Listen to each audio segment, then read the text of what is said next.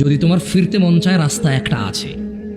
40 বছর নামাজ আদায় করো না, 50 বছর নামাজ আদায় করো না, এই পৃথিবীর যত ধরনের নেশা আছে কোনোটা তুমি বাদ দাও নাই।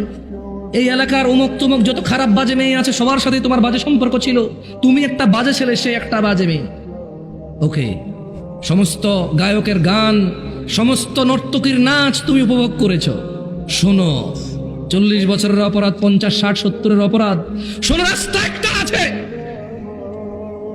ও বোন, ও ভাই, রাস্তা একটা আছে, আমি বলে দিয়ে যাই। হাদিস থেকে বলবো না যে তুমি বলবা জাল, দইফ, এইটা হাসান কিনা, সহি কিনা। কেউ তোমাকে বিভ্রান্ত করবে, আমি ওখান থেকে বলবো না। আমি তোমাকে কোরআন থেকে বলবো, সূরা ফুরকানের আয়াত থেকে।